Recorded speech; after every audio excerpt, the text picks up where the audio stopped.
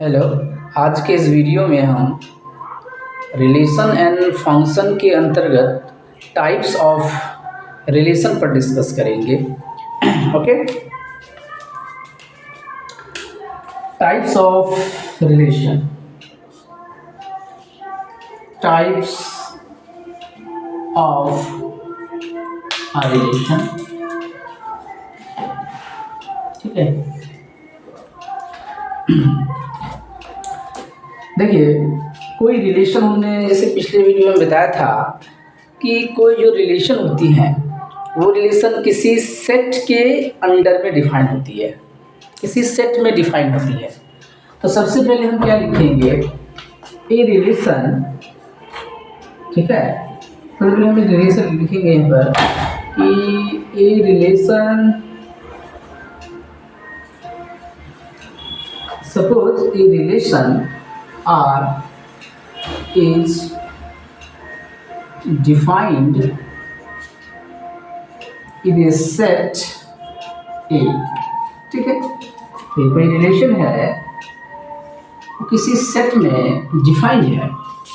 ये R एक relation है, ये इस सेट में डिफाइंड है। ओके, अब यहाँ समझिए इस बात को।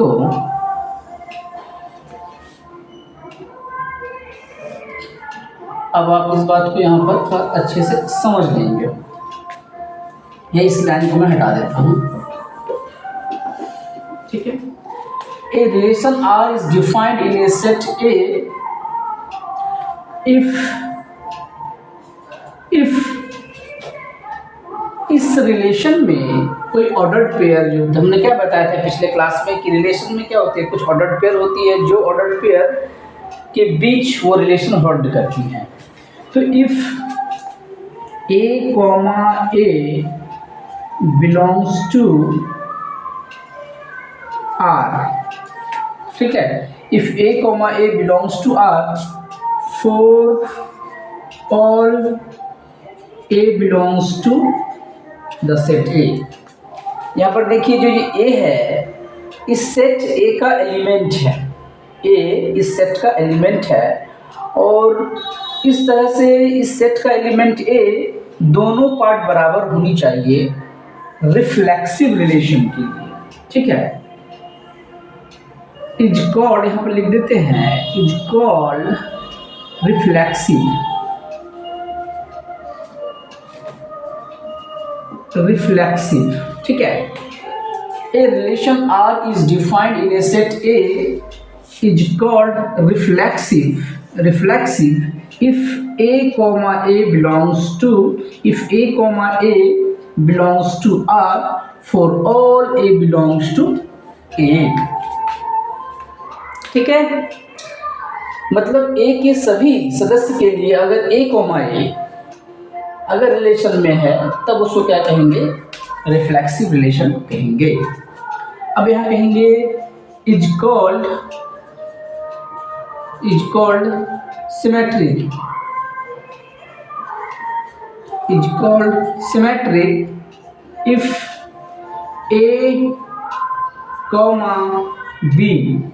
ठीक है, if A comma B belongs to R, if A comma B belongs to R, this imply B comma A also belongs to R for all। ठीक है, A B belongs to set A। मतलब क्या है कि ये relation इस set में symmetric relation कहलाएगा यदि कोई ordered pair A comma B R में है तो B कोमा A भी रिलेशन में है, यानी B कोमा A भी उस रिलेशन को सेटिस्फाई करता है, और ये दोनों एलिमेंट सेट A का एलिमेंट तो होना ही चाहिए। ठीक है, is called transitive, is called transitive if A comma B ठीक है। If A comma B and B comma C belongs to R, this imply A comma C also belongs to R। ठीक है, देखिए if A comma B and B comma C belongs to R, this imply A comma C also belongs to R for all A B C belongs to A। तब हम कहेंगे कि ये relation एक transitive relation है। ठीक है, और एक डेफिनेशन ले लेते हैं, is called equivalence relation. Valence relation if R is number first reflexive, second symmetric, and third transitive।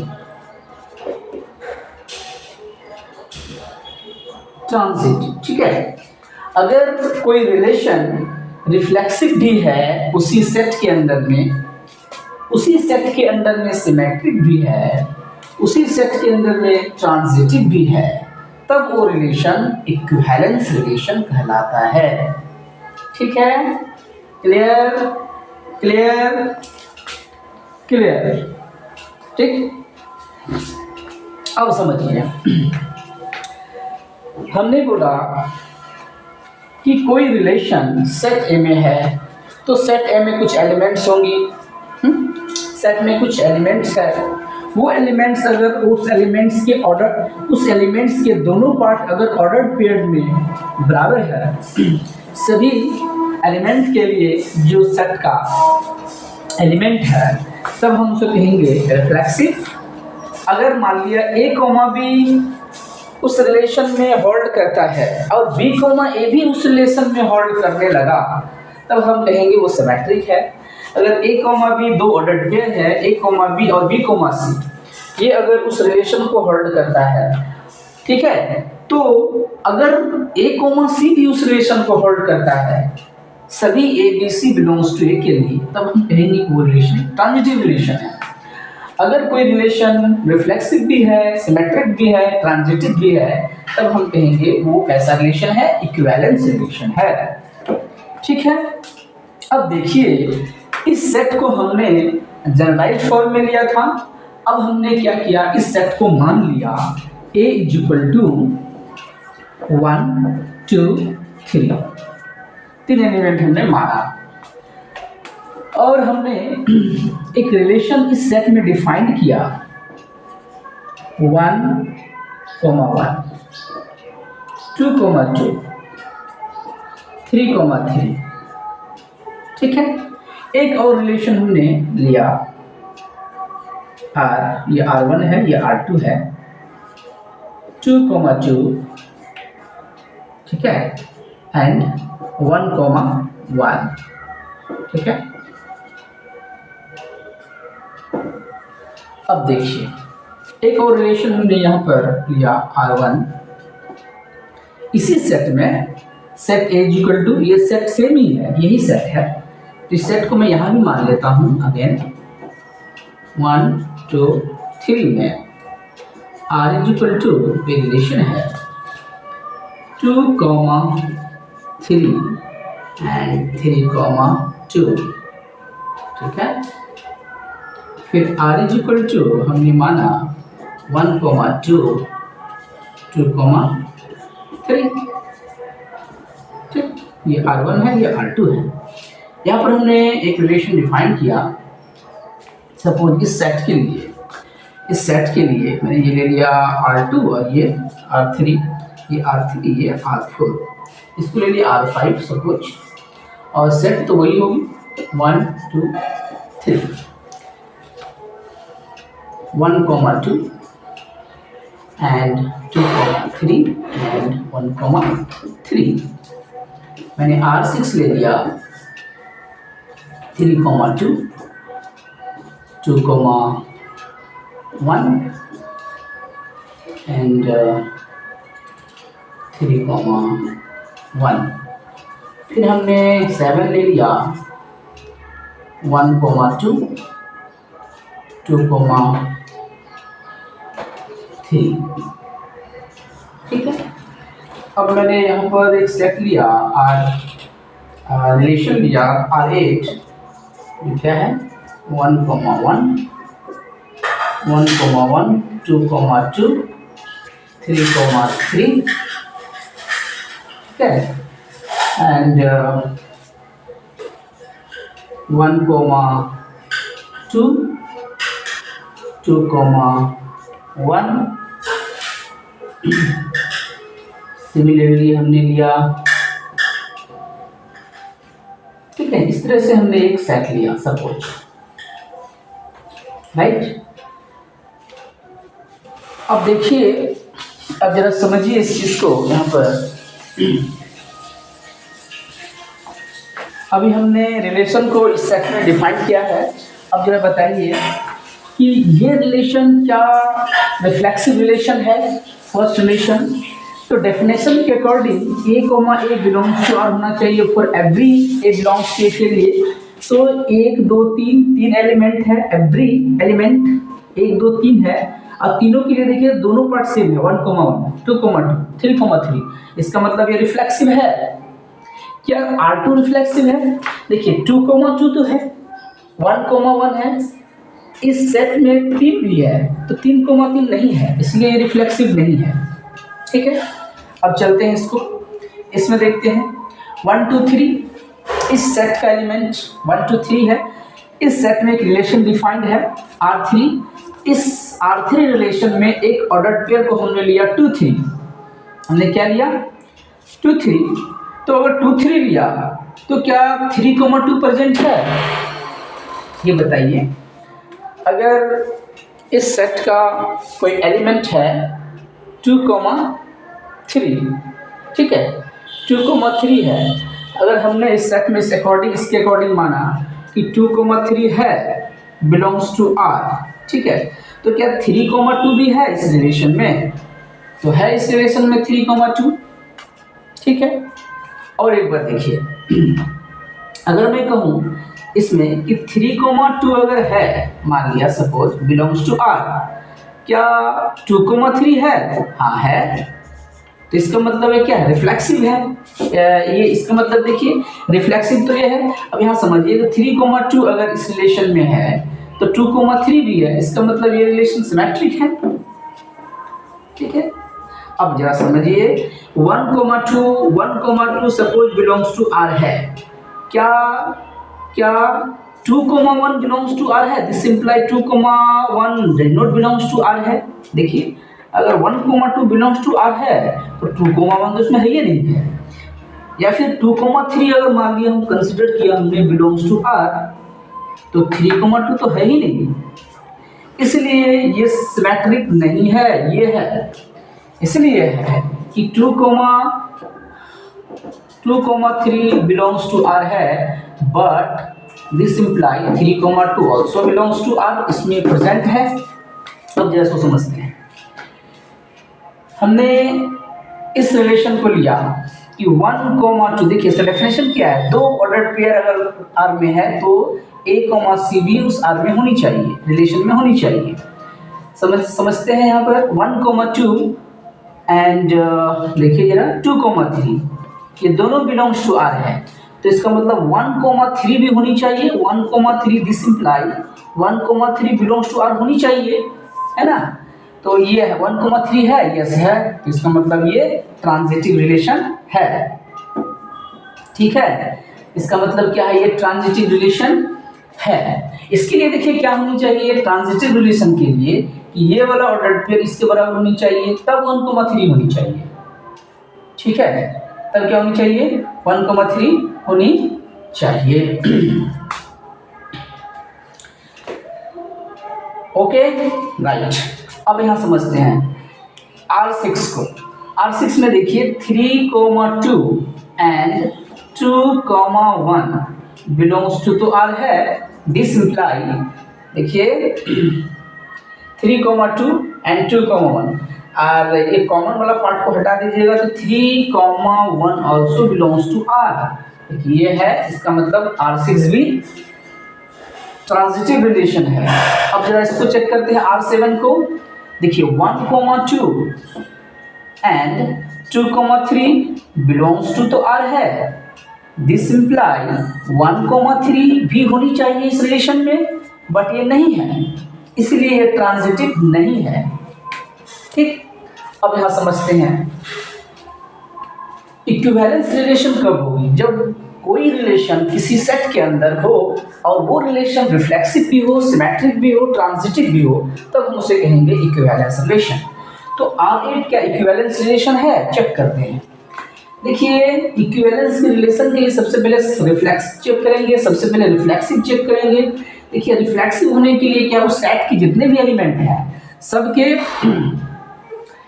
Order pair A, A के फॉर्म में होनी चाहिए। इस सेट में 3 एलिमेंट है A 1 2 3, तो 1,1 2,2 3,3 प्रेजेंट है, तो रिफ्लेक्सिव तो है ये। क्या ये सिमेट्रिक है?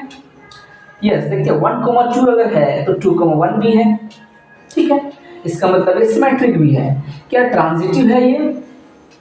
ट्रांजिटिव के लिए देखिए ऐसे कहेंगे ना 1,1 बिलोंग्स टू R, 2,2 भी बिलोंग्स टू R है, 3,3 भी बिलोंग्स टू R है, तो इसका मतलब रिफ्लेक्सिव है।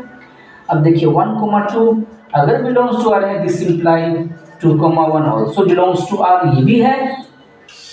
क्या ट्रांजिटिव है?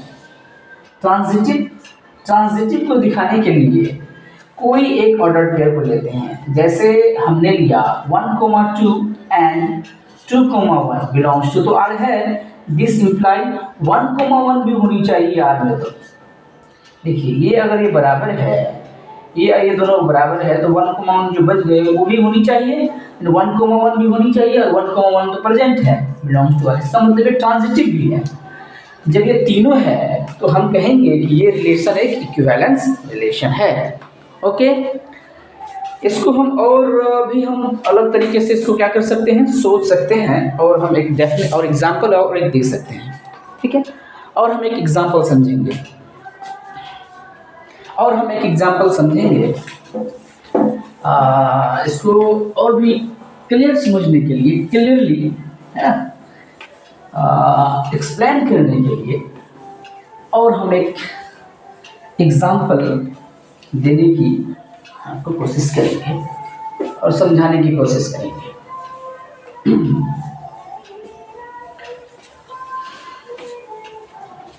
Right,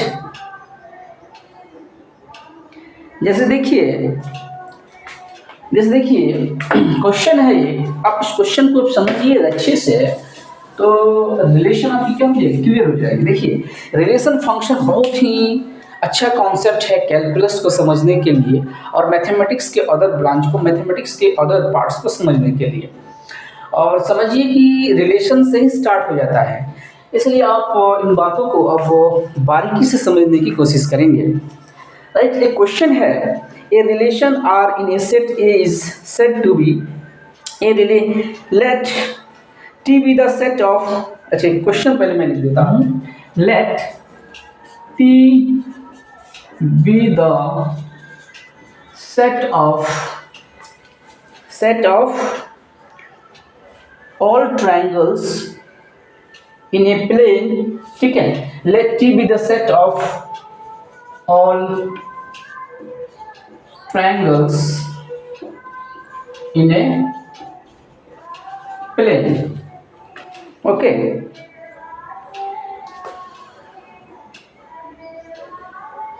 with R a relation in T, ठीक है, विथ आर, देखिए इसमें एक रिलेशन होल्ड करता है, विथ आर ए रिलेशन, ठीक है, with R a relation in T, ठीक है, इन टी तो रिलेशन कैसे होल्ड करता है, given by T1, T2, T1 is congruent to, देखिए रिलेशन इन टी, और ये रिलेशन जो R है वो किस तरह से डिफाइंड है, R is defined as T1, T2 such that T1 is congruent to, ठीक है, T1 is, ठीक है, T1 is, देखिए यहाँ पर T1 है, T1 इज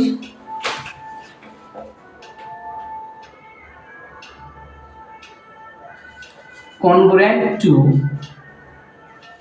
T2, ठीक है, T1 या डिफिनेशन रिलेशन क्या है, T1 is congruent to T2, ठीक है, T1 इज कॉन्ग्रुएंट, अच्छे समझिएगा, एक रिलेशन R है जो इस सेट T में डिफाइंड है, और T क्या है, T एक सेट है, T क्या है, एक सेट है ऑल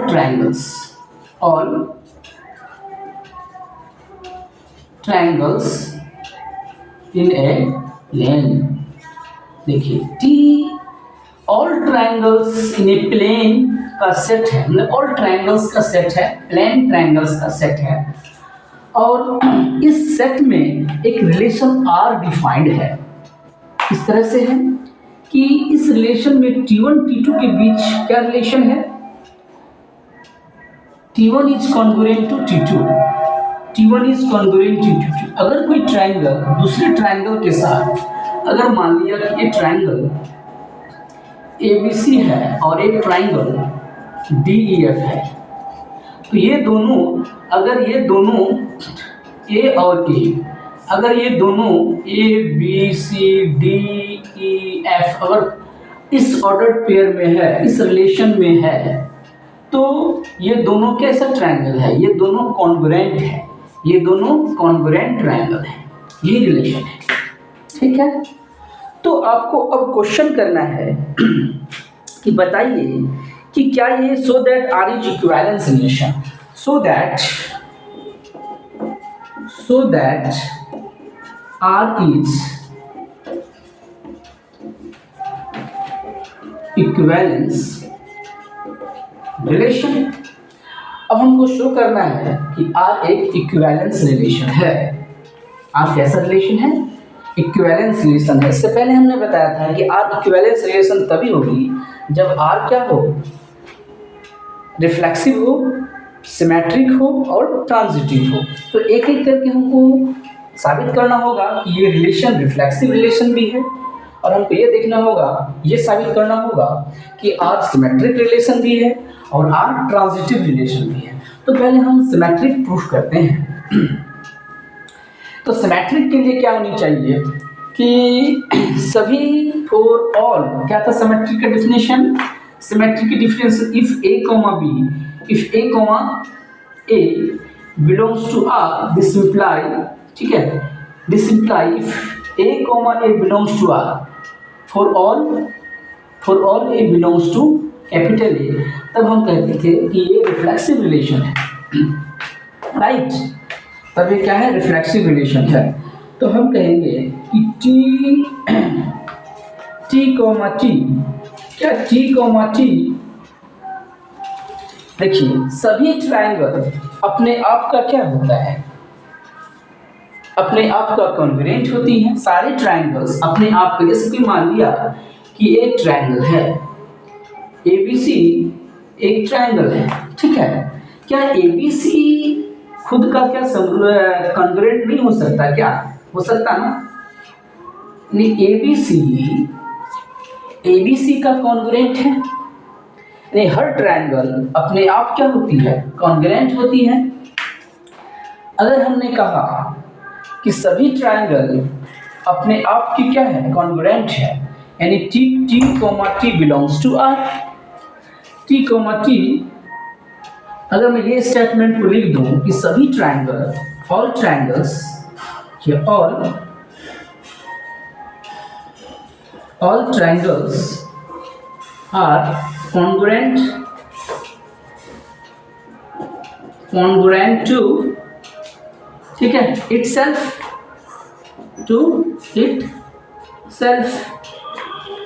दिस इम्प्लाई, मैं क्या ऐसा नहीं लिख सकता T, T belongs to R for all T, ठीक है, for all T। यहाँ पर देखिए T, T1, T2 तो सेट है, ठीक है, तो T एक सेट है, let T be the set, तो T1, T2, ये T1 यहाँ पर क्या लिख सकता हूँ मैं, T1 है इस सेट के एलिमेंट्स, ठीक है, T1 क्या है, इस सेट्स के एलिमेंट्स, तो T1, belongs to R for all T1 belongs to T, ठीक है, it means R is reflexive, ठीक है, that is R is reflexive, ठीक हो गया, फर्स्ट क्लियर। सेकंड को देखिए, अब देखिए कोई ट्रायंगल है, मान लिया ये एक ट्रायंगल है ABC, एक दूसरे ट्रायंगल है DEF, ठीक है, अगर ये ABC मैं कह दूं कि मैं ऐसे बोल दूं, मैं इस तरह से बोल दूं कि ABC DEF के कॉन्ग्रुएंट है, मैं क्या कह रहा हूं कि ABC DEF के कॉन्ग्रुएंट है, तो क्या DEF ABC के कॉन्ग्रुएंट नहीं हो सकता है? यस, अगर ये इसके कॉन्ग्रुएंट है तो ये भी इसके कॉन्ग्रुएंट होगी, नहीं, अगर ABC ऐसे मैं लिख दूं ABC is congruent to DEF, तो मैं ऐसे नहीं लिख सकता क्या DEF is congruent to ABC, ठीक है, तो वही बात यहाँ पर है कि if T1, T2 belongs to R, इसका क्या मतलब हुआ, इसका मतलब ये हुआ कि T1 is congruent to T2। क्या मैं ऐसा नहीं लिख सकता कि मैं ऐसा नहीं लिख सकता, ऐसा है तो ऐसा भी तो हो सकता है, ऐसा भी तो हो सकता है, T2 is congruent to T1, this imply T2, T1 belongs to R, ठीक है, T1, T2 belongs to R, हमने इसे दिखा दिया कि T2, T1 also belongs to R, it means R is symmetric, ये सिमेट्रिक की प्रॉपर्टी है, that is हम लिखेंगे यहाँ पर R is symmetric, देखिए हमने प्रूफ कर दिया, सिमेट्रिक भी है ये और रिफ्लेक्सिव भी है, और एक प्रूफ करना है कि ट्रांजिटिव है कि नहीं, उसे भी देख लेते हैं।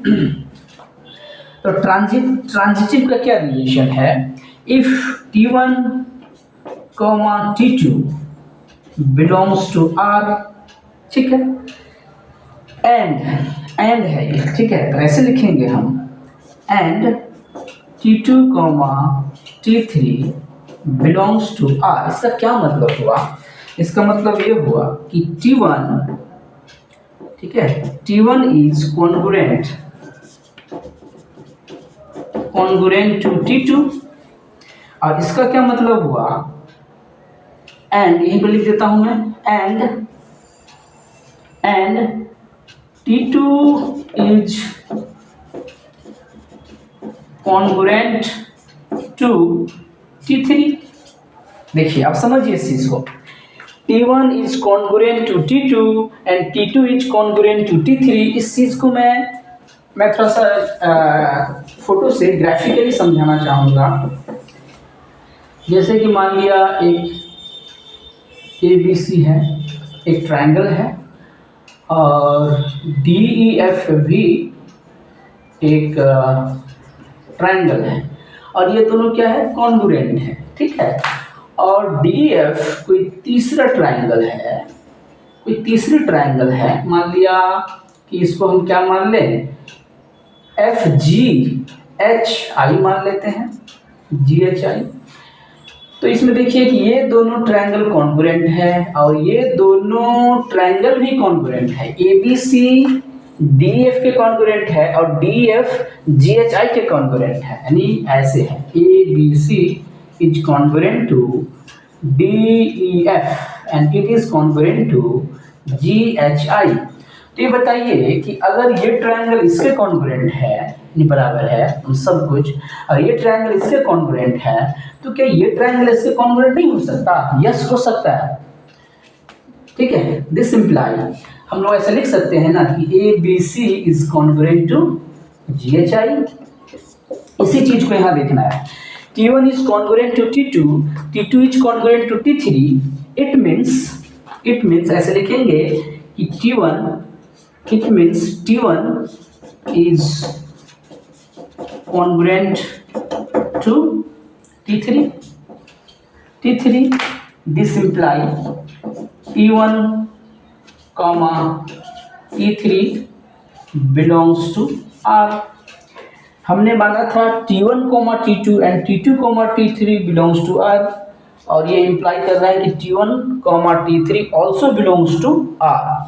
That is R is transitive also। Transitive, जब कोई रिलेशन रिफ्लेक्सिव भी होती है, सिमेट्रिक भी होती है और ट्रांजिटिव भी होती है, तब वो रिलेशन कहलाता है इक्विवेलेंस रिलेशन। क्योंकि R रिफ्लेक्सिव भी है, सिमेट्रिक भी है और ट्रांजिटिव भी है, इसलिए ये रिलेशन R एक इक्विवेलेंस रिलेशन है। प्रूव्ड। That's all.